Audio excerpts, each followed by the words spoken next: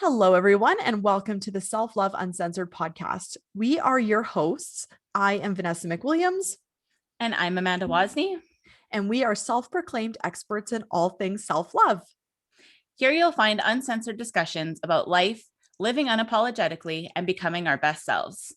Welcome to today's episode number what? Seven. Lucky 7. I just realized we're talking today about 7s and 21s and all the right things after in St. today's Patrick's episode Day. 7. See? Synchronicity. So funny. I know, so right? Good. So good. So today we just had a little bit of a conversation before we hit record about today's episode. And today we're talking all about pivoting. So like when you have a goal, when you've got a plan in place, when you're trying to do some things, new things, workouts, whatever, and shit happens and you have to pivot. It's like 2020 happened to all of us. Right. Yes.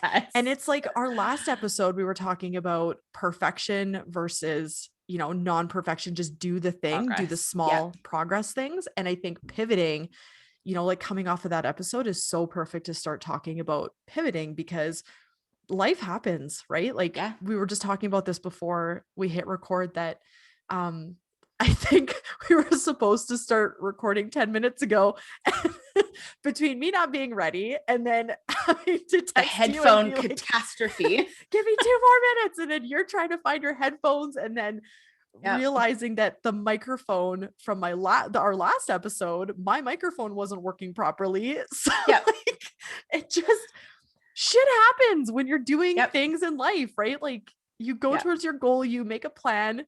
The universe is like, oh, look, you're showing up. Oh, okay. Boom. And throw something in your way to try and throw you off and see how bad you want the thing. Right. So it's so funny we're talking about this today because our whole morning has been us running around yelling, pivot. Yeah. We got to do the thing. Like the Friends episode, pivot.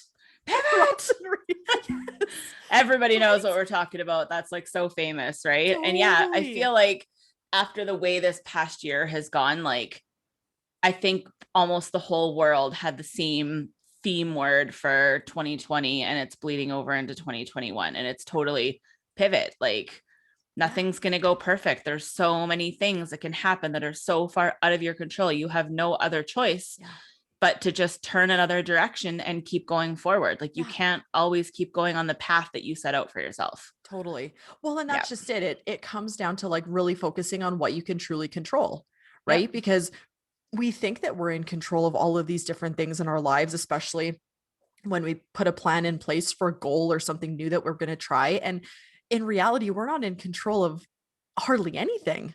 No, like when it comes down to it.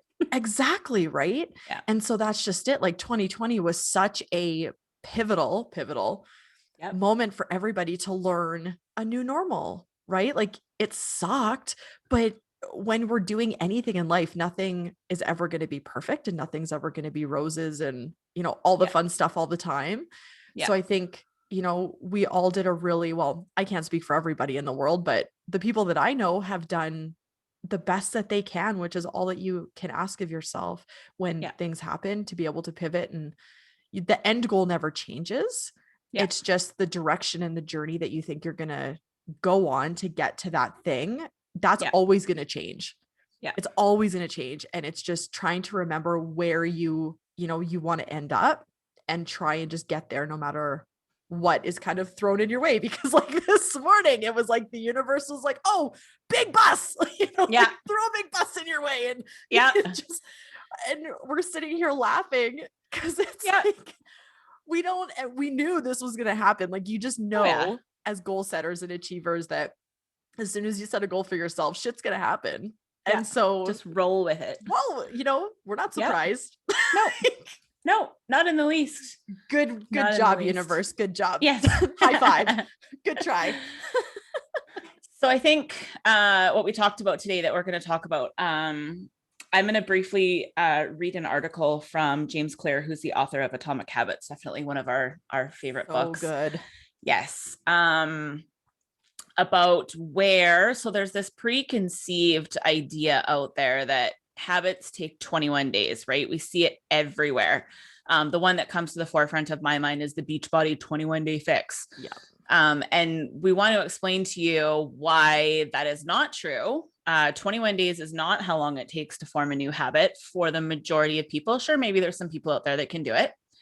But I'm going to explain where it came from, and then we're going to tell you how long it actually takes based on real science to create a new habit. And then we're going to give you some tactical ideas on how to actually make change towards making new habits. So this is from jamesclair.com. It's titled, How Long Does It Actually Take to Form a New Habit? Backed by Science. So I'll just briefly read where this 21 days came from, and then we'll dive in to talk about it a little bit more. Maxwell Maltz was a plastic surgeon in the 1950s when he began noticing a strange pattern among his patients. When Dr. Maltz would perform an operation, like a nose job, for example, he found that it would take the patient about 21 days to get used to seeing their new face. Similarly, when a patient had an arm or leg amputated, Maxwell Maltz noticed that the patient would sense a phantom limb for about 21 days before adjusting to the new situation. These experiences prompted Maltz to think about his own adjustment period to changes in new behaviors. And he noticed that it also took himself about 21 days to perform a new habit. Maltz wrote about these experiences and said, "These and many other commonly observed phenomena tend to show that it requires a minimum of about 21 days for an old mental image to dissolve and a new one to gel."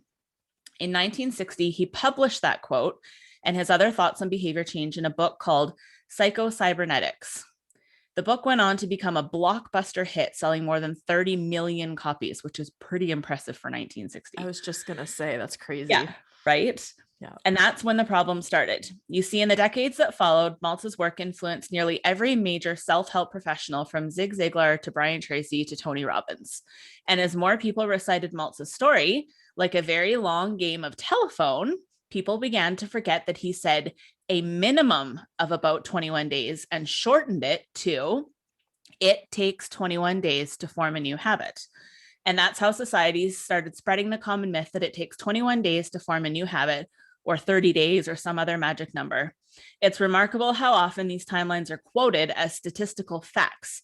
Dangerous lesson. If enough people say something enough times, then everyone starts to believe it. Yep. Then it becomes truth, but it's not truth. Yeah. Right. And then, so basically it goes on to kind of explain the science. I won't sit here and read it forever. We can link it in the description below on the podcast. But there was actually a study that was done and published in the European Journal of Social Psychology. And it was done at the University College in London over a 12-week period. And they determined, based on science, that it takes more than 2 months before a new behavior becomes automatic. On average, 66 days. Oh. So it's not 21, it's over 3 times that, which makes so much more sense. So I'm just hearing this for the first time. I'm just hearing this study because I've done the whole 21 day, habit thing, and you get to day 21 and you do feel better. Like, you do get yourself in a routine and you do start getting that momentum, and it's good. But then it's like you hit the 21 days. And if you're like me, you're like, okay, but I still don't want it. No, I still don't want to do this. I know it's good for me in working out, whatever. Like, I know it's good for me. I'm still going to do the thing, but like, this isn't any easier than it was on day one. Like, it almost, I think that like the whole 21 day has like this weird preconceived notion that like you're going to be fixed in 21 days. But they literally call it that. Beachbody, literally the 21 day fix. It's like, no, but there's nothing to fucking fix. Like, let's just put that out there right away. There's nothing to fucking fix. Okay. You are perfect the way that you are. It's just all the limiting beliefs and junk that we've been taught growing up, right? It's just that subconscious crap that keeps us playing small. But like, there's nothing to fix.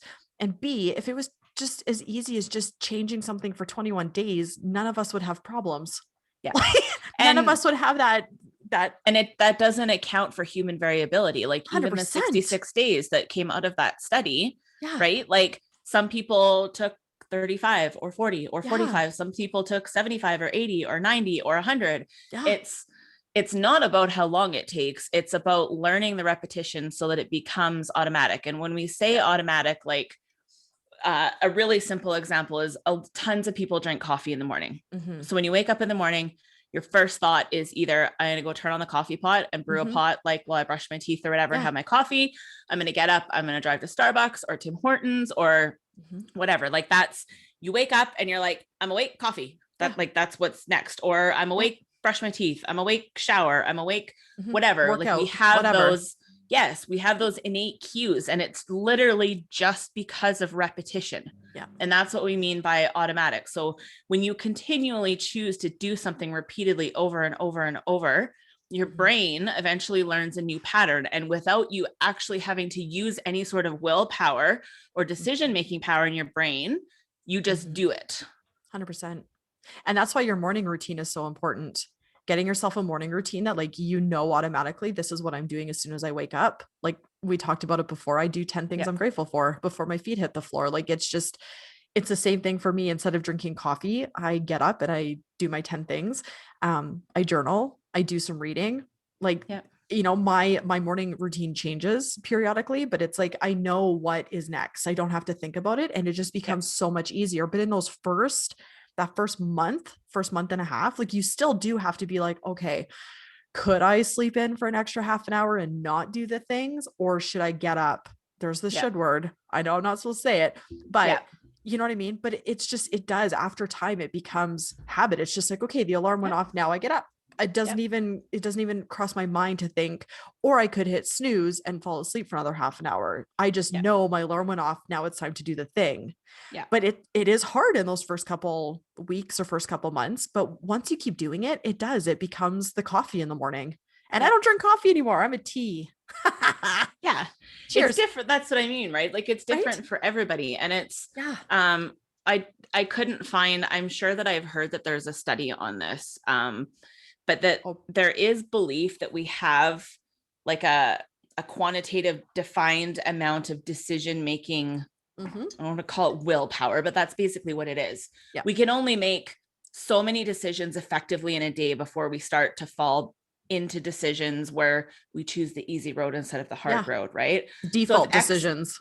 Yes. So if exercise is super difficult for you, like it might take a lot of internal dialogue and willpower, like, oh, I'm really tired. Oh, I'm so sore. Oh, I don't feel like going. Oh, the road suck. These are all, you're eating away at that bank of energy making decisions. Whereas if you just do it until you know how good it is for you, you know how good you feel, that you don't even realize you're already driving to the gym. Totally. You didn't use any mental willpower. So then you have that reserved for the habits. Like we're all still curating habits. Like once you have some developed, it doesn't mean that you're just done and you've reached peak state and like life's good, right? Like, it doesn't happen that way. No. Right. But it's, I think that, and that's one thing that, well, probably the most important thing we're going to talk about today is that environment is what sets you up for success. So if you have your gym bag ready to go, you've already booked your time slot at the gym. You have accountability of a trainer or a friend who's going to be there, or your friend that works on the front desk or something that knows you're coming in for 10, right? Your water bottle's filled. You had your breakfast, you pre-planned it the night before, you maybe got your gym clothes laid out, like you're rah, you're ready to go. That decision is so easy for you in the morning. Yeah. Because everything's already set up. Totally. If you're going to get up and your decision is you want to eat healthy and you open the fridge and you have like cheese whiz and leftover pasta and chocolate bars and pop, like, are you going to make a good decision or are you going to make a bad one? Yeah. Your decisions really are the product of your environment. So you need to set your environment up to make yourself successful for whatever it is you want to do. 100%. So I think that's the number one thing. Yeah, big time. Oh, and I completely agree. It was like, even this morning, I started a new workout routine. So I haven't worked out in probably a month and a bit. I keep blaming it on salmonella, but it's salmonella happened like a month ago. I'm just milking it now. But even last night, I was like, I need to get up and start doing my workouts again. Like I am now like fully in the threshold of just not showing up for myself. Like there's no excuses. I'm just not wanting to do the thing because I'm in a fucking lazy state and I know it. Like I'm calling myself out on it. And last night I thought, okay, I'm used to doing my half-hour workouts, but I wanted to try this new 30-day, I'm not going to name it because it doesn't matter, but this new 30-day program that I found online, and it's 45-minute workouts. Now, I'm not an early bird. I don't love getting up before the sun. I don't like, there's people out there that love it and I love that for them, but I am not that person. I love my sleep. And so when my alarm went off this morning earlier than it usually does when I get up to work out, and I struggle at those times, I was like, oh my God. And I hit snooze, which I don't usually do. And I've caught myself a couple times over the last week trying to get down into my basement to do my workouts. I have hit snooze and then changed my alarm for 45 minutes later and going back to sleep because I'm like, I'm too tired. I didn't get enough sleep. I don't feel good. I'm sore, like all of those excuses, right? And this morning I did it. And I had what I did last night because I knew myself.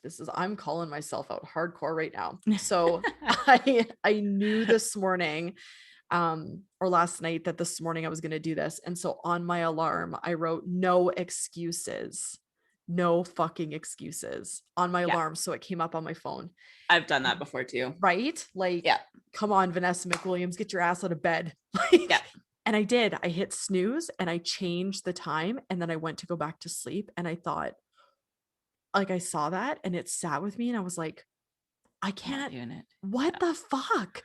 Like, what am I doing again? Because I know, like, as soon as I do the thing, I feel so much better because I kept my word to myself. Right. And that's the secret sauce.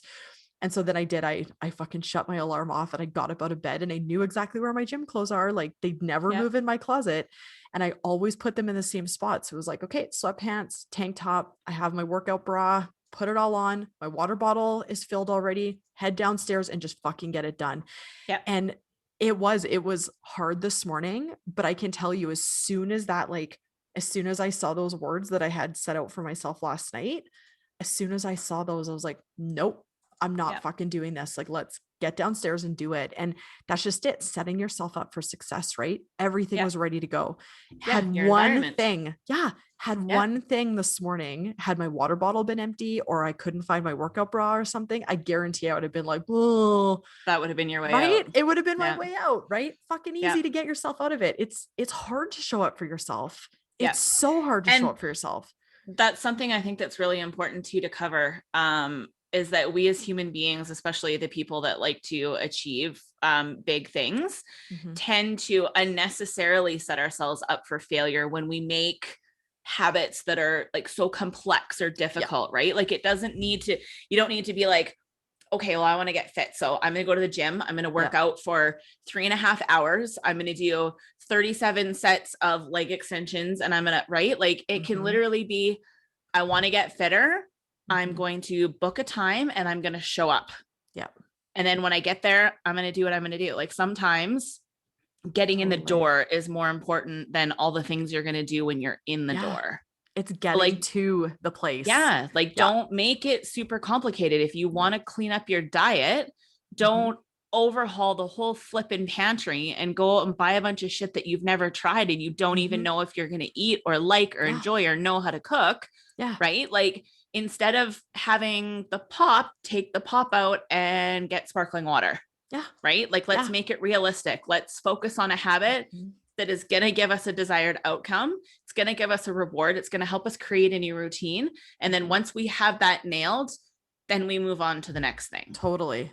Well, and it's so interesting because one of the parts that I realized this morning, and I realized this when I did UPW a couple of weeks ago with Tony Robbins, is that everybody is their own person who sidelines themselves. Like, everybody is their own, right? Like, we all know it.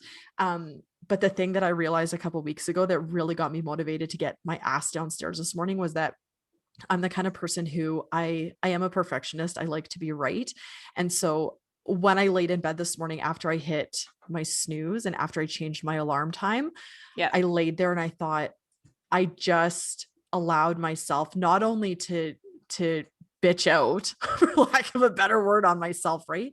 To not show up for myself, but I just proved myself right. I am that person who, and I don't know if anybody who's listening relates to this, who, when you set a goal for yourself and then you just self-sabotage and you don't allow yourself to do the thing, you're proving to yourself again that you fucking failed. It's like, I'm righteous in that way.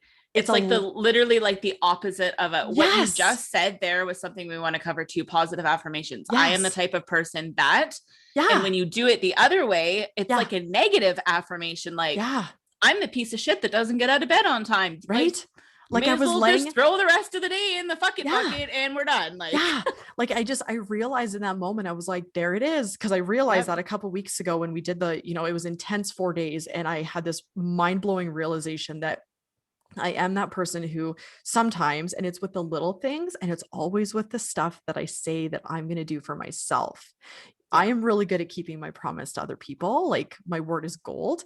But when it comes to myself, I can let it slide because no one else is going to know, right? But me. But that's where it erodes your self-esteem and your confidence. And I realized this morning, I was like, there it is. There it fucking is. I told myself last night, I'm going to get out of bed and I'm going to do my workout. And I'm going to, right now, I'm laying in bed, proving myself right that I fucking failed. Yeah. It's like that little self-sabotage circle of like, now I feel righteous. I was fucking right. I didn't get out of bed and I didn't do the thing. I was fucking right. Even though it sabotages me, I was fucking right. And so that for me, I was like, oh, hell no. I got out of bed and I went downstairs. I was like, fuck no. And I have struggled with that beast my entire life. Self-sabotage. We all do. It's a whole thing, right? Like we'll have a whole other podcast. But for me this morning, I was like, oh no. This is where I know I need to pivot. Like right now, this is where I normally would go. I'm fucking pivoting and getting out of bed and doing something different. Yeah. So that's just it, right? Like shit will happen. And it's not only the stuff that we can't control, but we can control what goes on within ourselves. But then you get that self-sabotage thing that comes in when you're trying to create a new habit. And that's a whole other beast that you just have to remember. Like, why is it that I'm doing the thing that I'm trying to do?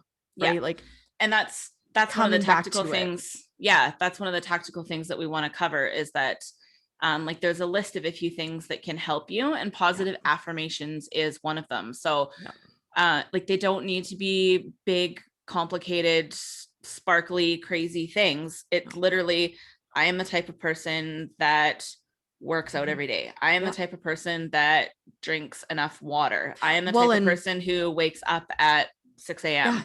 Well, and make it even simpler. Like when you make a positive affirmation, it needs to be that you, even though you haven't done the thing or you aren't that person yet, you make it that to sound like that is who you are right now. Like you are living as that person, right? So like for myself this morning, even though I'm not a huge workout person, like I just am not, and that's okay. But like my I am affirmation is I am strong. I keep my word to myself, right? Like you anchor yourself in those things. You don't want to have it as like a forward tense thing or a future tense thing or a past tense thing. It's like, I am this. And that's just it. Like, as I was working out this morning, I was like, I am fucking strong. Right. Like I may not be yet as strong as I want to be, but I anchor myself in like, I am fucking strong. I'm living as the person that I'm going to be in 30 days after I do my program. Right. And that's just it. Is this morning when I was laying in bed, it was like, I keep my word to myself. Right. And that got me up and out of bed because I didn't want that feeling of being right by failing on myself again, not keeping my word. Right. And that's just it. Like positive affirmations are such, we talk about it and we teach it through coaching and stuff. Like it is the thing that was the building block for my own personal self-love.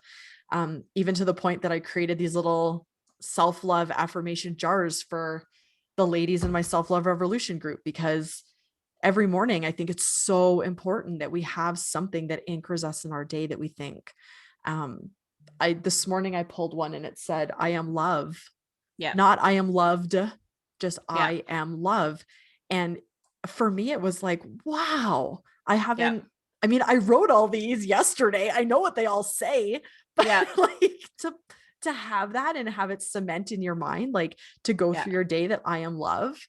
It's like an affirmative fortune cookie. Right? Yeah. But yeah, we just don't have lotto numbers on the back.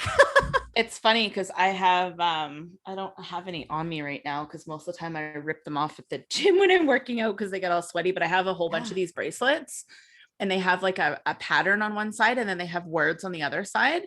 I'm trying to think of what they all say. So I have one that says progress, not perfection. Yes. I have one that says strong like a girl.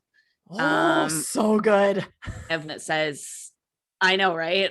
Strong is the new pretty. I have one that says, I am the force. Like, they're basically all positive. And the idea behind these ones, and this is another good pivot cue, is like a pattern interrupt kind of thing. So when you're having a negative thought or you're about to self-sabotage or something, the idea behind these bracelets is that, so usually like I don't have it on, but pretend this is it. Like usually this is like the pattern side, yep. right? And then when you have those moments, you flip the bracelet. So it's a physical action. So your brain's receiving, it knows it's getting information. You flip it to the other side and then you read the message. Oh, so and it's meant to be like an affirmation for yourself in that moment, right? So good. They have tons and I love them. Like the messages, I usually actually just wear them with the words out because I just like seeing the words all the time. Like I don't even use the flip. I just like having them. Yeah. But yeah, it's the same idea. It's a positive affirmation. And that flip of the bracelet works really well. I've heard a ton of people do that. There's a lot of people I've seen that wear like a hair elastic on their wrist. And when they start getting like that negative shit starting to go, they snap it on their wrist. So it hurts a little bit. And then they think I am, and then they change it to their positive, right? Because that's exactly what it is. It's a pattern interrupt. Yep. I love it. I'd look really funny if I walked around with a hair elastic on my wrist. I know. It's my right. It's my torture thing. So that segues me into the habit loop, which is something that I've heard about a ton. I'm sure you have too. Yeah.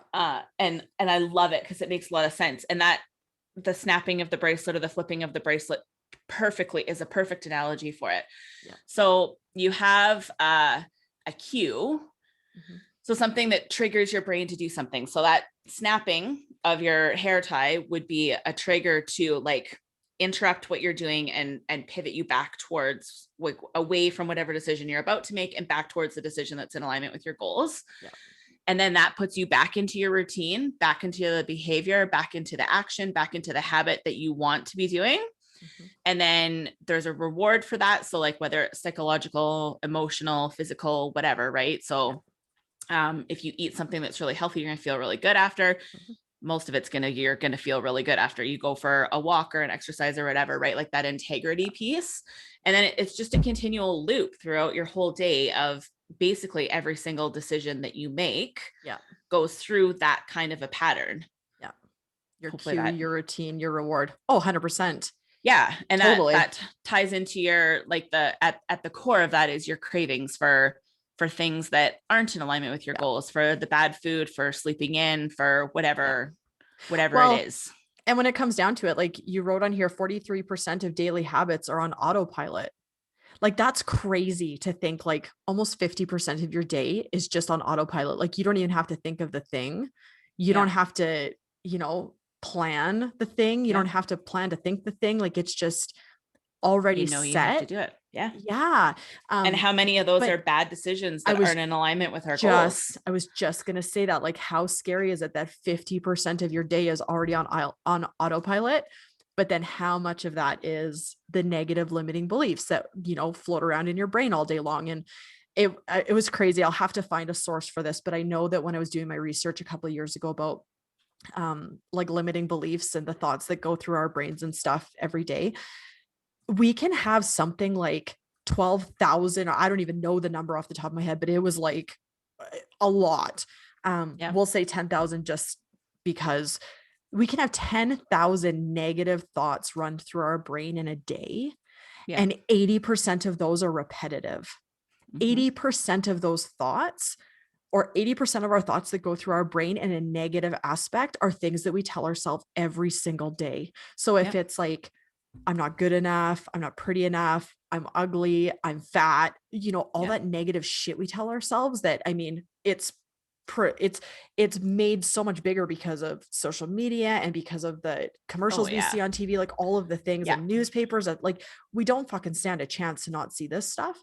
But like 80% of the thoughts that go through our brain are, the negative stuff, are something that is the thing that we tell ourselves. Like, no wonder we feel like shit. If, I had this revelation a couple of years ago, like I said, when I was doing this work, like, no wonder I fucking feel like shit, because most of the thoughts that are running through my mind in a day are negative, and 80% of them is I am not enough.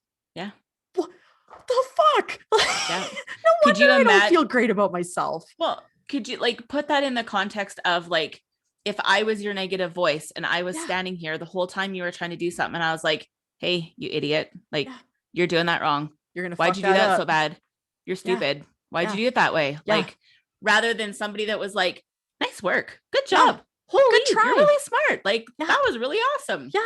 And totally, that's alarming. And especially when you're trying something new for the first time, because every time we do, set a goal for ourselves and stuff, it's not usually something that we have done a couple times already.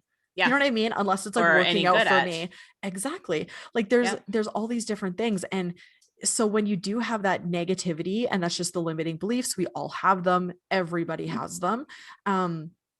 Cued as well, those are going on cue, but then you're trying to do a new thing and you're already feeling kind of vulnerable because you're doing the new thing. You put those two together, good Lord. Like no wonder we all don't feel so great about ourselves, because we're up against like one person against an army, it feels like, right? But you've got it, like to switch it to the positive and think about like your positive affirmations. And when that shit starts to fly and those thoughts start to go through your mind, it's like, no, you just have to think of one thing. If it's I am strong, or I am brave, or whatever it is for you. I know, like I said, when I did UPW a couple weekends ago, my biggest thing is I've always just been, I am not enough. That's been my biggest limiting belief. And it's held me back in a lot of things in my life. And especially with looking different, it's always I've really struggled with that I'm afraid of people judging me and blah, blah, blah. And I realized that my new I am statement is that I am too fucking powerful to blend in. Like that I'm different because I'm too fucking powerful. Yeah. And that was my I am. I was like, holy shit. Like there's a reason I look different, and there's a reason that I have a voice. Yeah. Right. Like, and I'm not afraid to use it because I'm not meant to blend in. No. And that's the thing, is when you have that limiting belief, you have to find something that's going to negate it into the positive. So that when you have that limiting belief, you're able to like center yourself and go, hold on a second. Well, and the other thing is that I'd probably say 100% of our limiting beliefs are wrong too. Like 100%. we're not worthy. We're not loved. We're not amazing people. Like we're not capable of all these things that we want to do. Like everything you say to yourself, you're totally wrong about yourself when you say that. And somewhere inside, there's another voice that's fighting. It's just not as loud, that's trying to tell you that you're capable of all these things. Yeah. And that's the thing, is I always tell people, like in my coaching group and stuff, is when those limiting beliefs are coming up, they're in your head. Those are your ego thoughts. You got to really get back into your heart. Big time. Anytime you're doing your pivoting work, like anytime you're right, you got to pivot from your head, get back into your heart, and everything will work itself out. I truly believe that. But that's just it. Like pivot. I feel like we're holding a couch. Pivot. I was like, when we do the YouTube video, we should try and like Photoshop ourselves into that picture somehow. And that could be our cover photo. I have dibs on Rachel. I want to be Rachel. But she's got really great hair, Vanessa. She does. It's funny. I was talking to a friend yesterday. Totally off topic. I was talking to a friend yesterday. This would be like the biggest pivot ever, that with all the I'll say it, with all the vaccines and stuff coming out now, and we don't know, and I'm not pro vaccine. I'm not against, like, I won't even get into that. Do what you want to do. I don't fucking care. Like, it doesn't matter. You do you, whatever. Pro-choice, 110%. I don't have an opinion on it, but my girlfriend was like, wouldn't it be so funny if like all of a sudden spontaneously, if you got the vaccine or whatever, like it grew back your hair? I was like, oh, that would be really weird. And she's like, would you keep it? And I was like, fuck no. I'd shave it off. No, that's not me. Could you imagine? That'd be wild. Hey, right? Be like, how about we just switch it? Let it grow on my head. Reported side effects: hair growth, death, fever, and excessive hair growth. Spontaneous hair growth. Right? I'd be like, no, I don't want that. That's awesome. Right? That's fun to think about that stuff, though. Right? Yeah. All right. So let's get back on topic. Totally. We made a little list of kind of tips that we thought of that are helpful. So we already talked about environment, which I really truly believe that is the number one thing. If you want to curate new habits, environment is everything. And that actually really helps you not have to pivot either, right? Like you don't need to turn away from one thing towards another. If you've set up your environment really well, that's going to keep you on the track to success. And to just quickly jump in on that one, like we still also have to understand that, like this morning, for instance, even if I had, got up out of bed, my workout clothes were there, everything was ready to go, my water bottle, if my kid woke up and was like, my tummy doesn't feel good and threw up, fucking pivot. Right? Like there's going to be so many things that happen. Like even if you set yourself up for success, pivot might still have to happen, and that's okay. Right.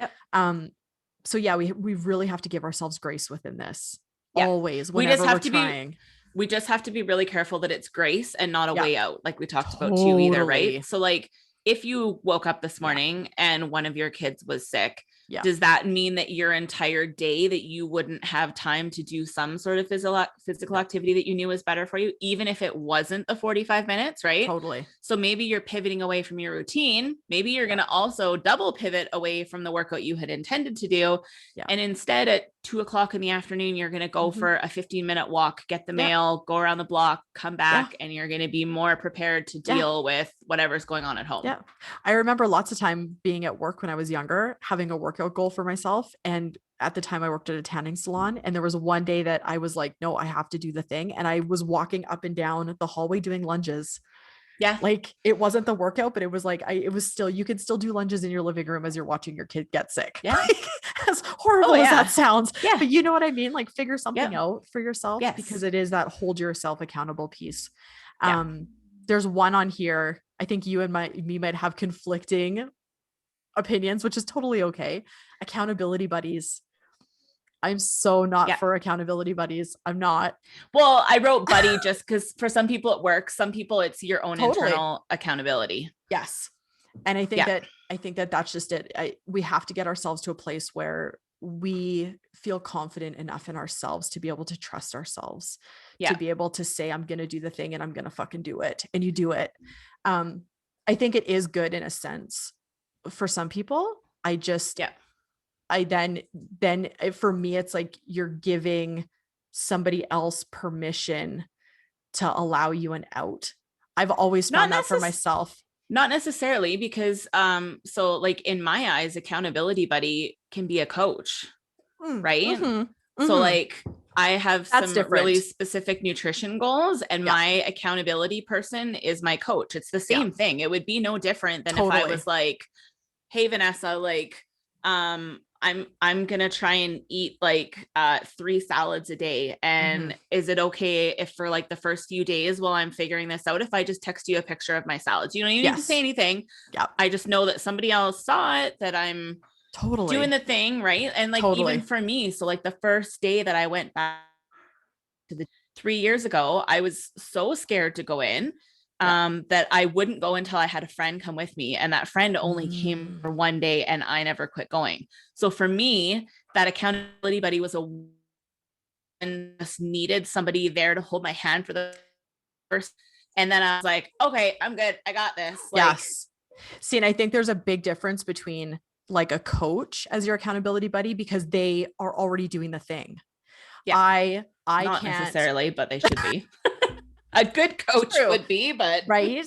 But where I don't agree with it is where, like, for instance, if I was to call, I don't even know who I'm not even going to name a name because I don't know who I could say, but like, say I have a friend named Nancy, right? Sorry to all the Nancys out there. I'm not putting this on you, whatever. But if I have a friend named Nancy and that's it. And I was like, okay, if the two of us, if she wasn't someone who worked out every morning, if she wasn't somebody who was eating really great, if she wasn't somebody who was doing any better than me, and it's not to say better, but if she wasn't farther along in her journey than me, for me to be like, okay, we're going to hold ourselves accountable, doesn't work. It just doesn't work, because then she's going to be struggling in her own thing to show up for herself, as I'm struggling in my own thing to show up for myself. And then all of a sudden it's like one of you is going to fall off the wagon. And then just psychologically, when one of you falls off the wagon, it almost gives permission for the other person to follow. It just, for me, I know, like, yes, coaches are good accountability partners because they're already doing the thing that you want to do. Yeah. Right. Like that's a good accountability partner. But when it comes down to like calling your best friend and being like, hey, let's eat a salad for every meal every day for the next 30 days. Yeah. It just doesn't work. Right. And I think that's where people have to be really careful is that's when you have to just say, I don't need that accountability partner. I'm going to do it for me. Right. I'm not going to do it for anyone but me. Yeah. But if you do need an accountability partner, that's when you seek out a coach. That's when you seek out somebody who's doing the thing already and has proven results to help you do the thing. Yeah. Right. So that's where I think. Yeah. And it can encompass a lot of things too. Like an accountability buddy could even be your social media. You could just be posting on.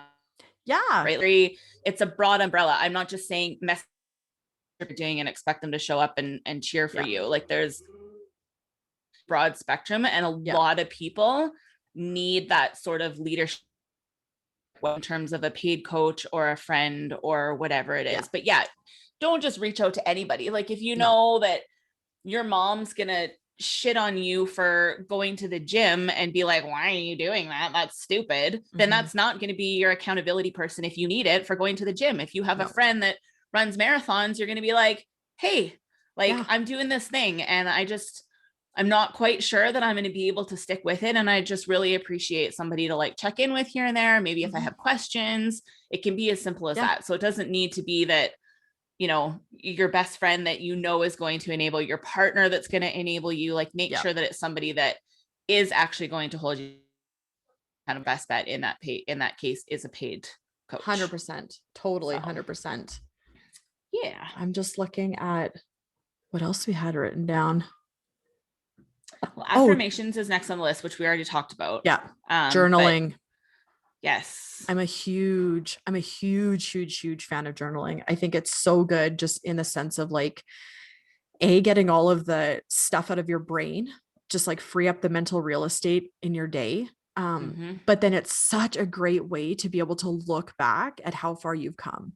Yeah. Like even myself, I think about like, I try and do new things or whatever. And it's like, oh, I don't know if I can do that. Like blah, blah, blah. And then I think back like how far I've come and it's like, holy shit.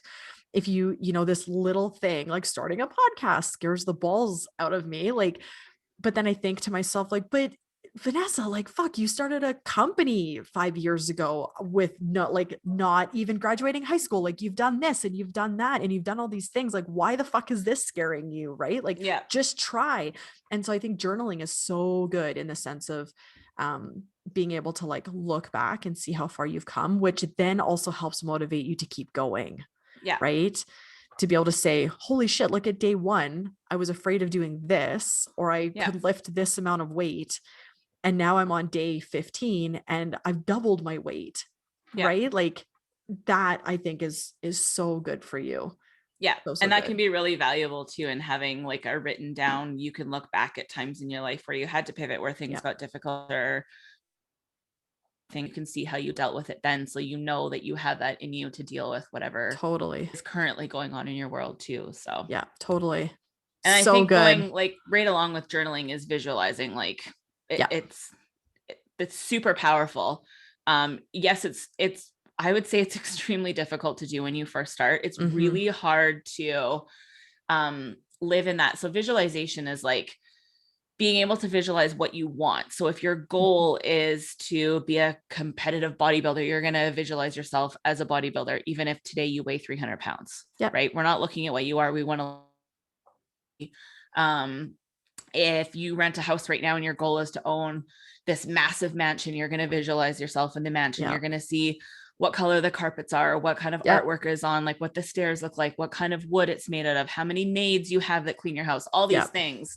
And I think that that's like, it's huge. It's huge. And it's, for me still, I usually use like an app that'll help me with it's like to stay on track. Cause mom brain, like, I'm just like, oh, like the kitchen looks, oh fuck, I got dishes upstairs. Like, and then you're like, oh no, back, like, okay, the kitchen's clean. I'm going to have a clean kitchen in my house. And then there's toys. Oh, I got to go pick up those toys. I forgot to pick them up. And it's like, sometimes you need that help with it, but visualization is very, very powerful. And from my own experience of the people that I follow that are extremely successful humans, it's something that they have used and that they 100% believe in. Oh, 100%. Well, that's why we do vision boards. Like Yes. That's a whole other thing, right? Like I'm looking behind me. You can't see it because I've taken everything off of my wall, but I have 3 vision boards behind me sitting on my floor here, of my past 3 years. And that's the thing. A vision board is not, it's a visual representation of what your goal is, right? Like it gets it out of here and actually gives you the end result, right? And that's what you do is you look at your vision board every day and you think to yourself, okay, what's one small thing I can do that's going to get me closer to that?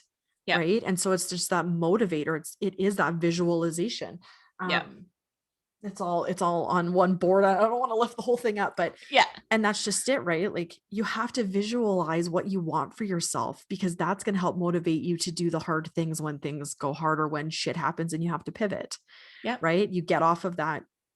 Every journey, there's not one journey that I know of anybody that's been straight and clear. There's my goal. I'm going to go get it done. In 6 months, it's done. Hell no. Looks more like a ball of yarn that the cat played with on the floor. Right? Like it's gonna go all over the place. Yeah, you're gonna have your nice clear path, and all of a sudden a dump truck's gonna throw, a bunch of gravel on it, and then a tree's gonna fall over. Like you're gonna go this way. There's a fucking flash flood. You have to go this. Like it's just everything. Everything is gonna happen, and you just have to keep your end goal in focus. And whatever you can do, even if it's super small, just do one small thing every day that's gonna get you closer to that goal. One email. One blog post, like one podcast thing with or without good microphones that fucking work. I know. Or missing headphones or whatever the case is. Thinking my microphone was plugged in last month or last episode and it wasn't. We got it. By episode 50, we'll probably have it all down. Right? It's fine. But we're not perfect. Right? Like, and this is the whole reason why we started this podcast was to show this is really what happens. But it's another perfect analogy for the pivot, but then setting up your environment. So we screwed up, we had to redirect. However, we have this fancy little Google Doc that we share that at the top, we write all the things that we've screwed up before that we need to check. Make sure your Zoom recording is on gallery, Vanessa, so that when we talk, we're not only just one person, and then we got to layer videos over top of each other and it just gets miserable. So we have we're setting our environment up and we're setting ourselves up for success by saying, okay, on this day, we missed this thing. So going forward, it's added to our checklist. We're going to make sure that we do this, this, and this before we hit record. And then lo and behold, shit still happens. So next time it's going to be have backup headphones beside you. Right? Make sure the right microphone is turned on, whatever the situation is. And that's it. You have to give yourself so much grace. You can't, we could have easily today been no, shit's not going right. We're not hitting record and let's just do it next week. But no, you still have to give yourself grace that you're beginning. I've done one podcast episode before long ago. And even then I fucking thought about it for so long that I totally ruined it for myself. But that's the thing. You have to be able to be okay with learning something new and being a beginner at something. Because anytime you're ever going for something, especially if it's new to you, you're a beginner and it's okay. Learn as you go. Fuck up, learn from it and move on. Fail fast. I think that's one of the greatest things I've ever heard in the past 11 years of doing all of this personal development work is you want to fail fast.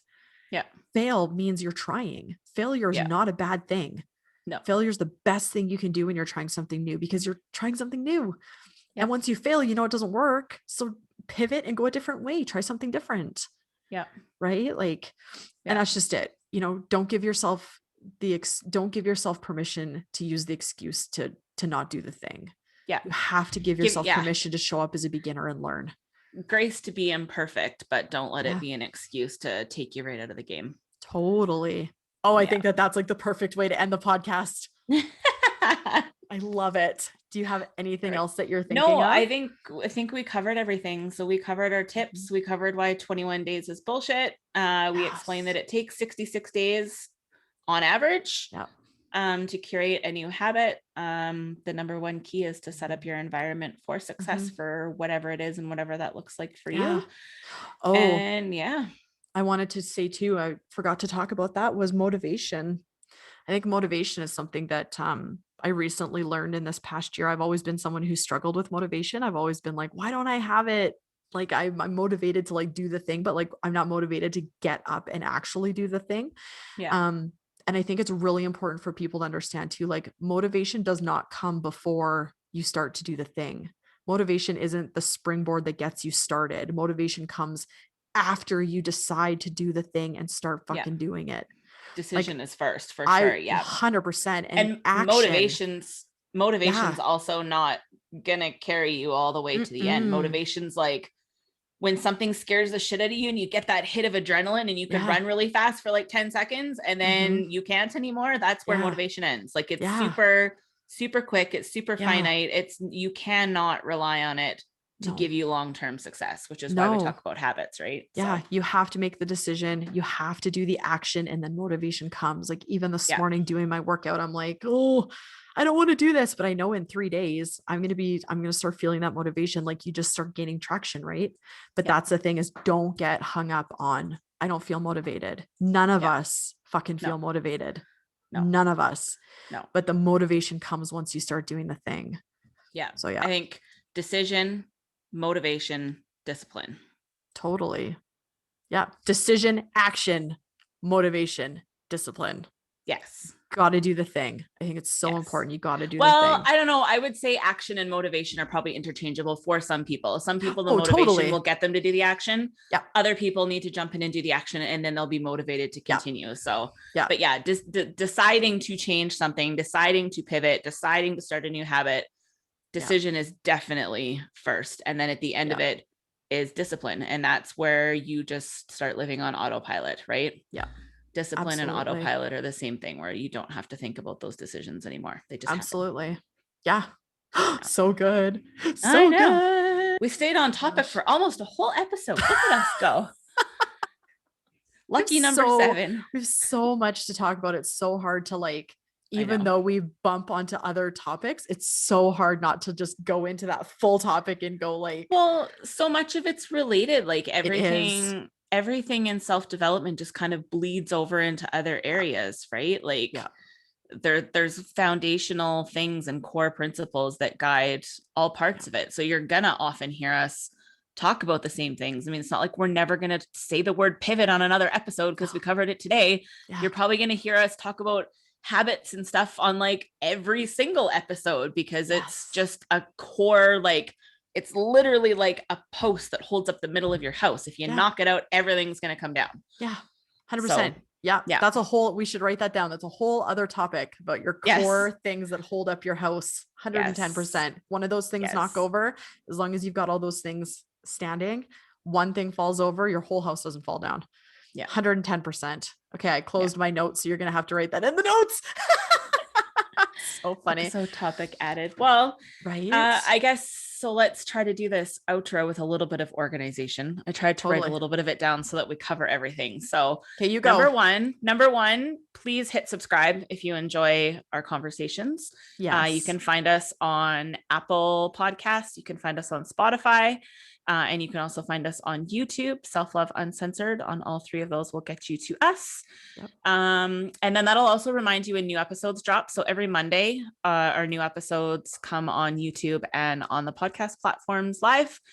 Number 2, most important, if you like what you hear, please, please, please leave us a review. That really helps us get seen. We love reading your words, even though most of the time we have no clue who's writing them, because everybody's got those goofy Canadian chick _7676 or whatever. Undercover aliases. Yes, we love it. We love it. And we'll share them. And if we know who you are, we'll share them, and we'll probably tag you or share us on social media, do all the things. Well, and the other thing too is we have prizes. I shouldn't call them prizes. I have like a whole bunch of stuff that I want to give out to people.